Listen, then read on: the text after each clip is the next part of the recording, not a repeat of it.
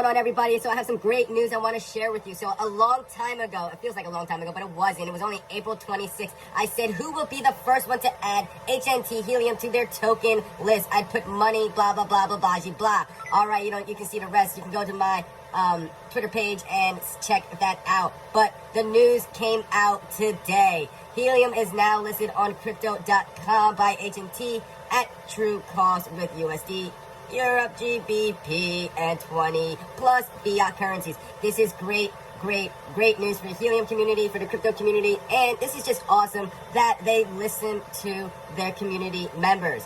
So I'm not saying I'm the one that did this or started this request. I'm sure they were flooded by many other requests, but guess what? I helped support it, and I'm just sharing it with you. So go check it out, tweet it, share it, let the crypto world know HNT is moving on up, adding another one to the list.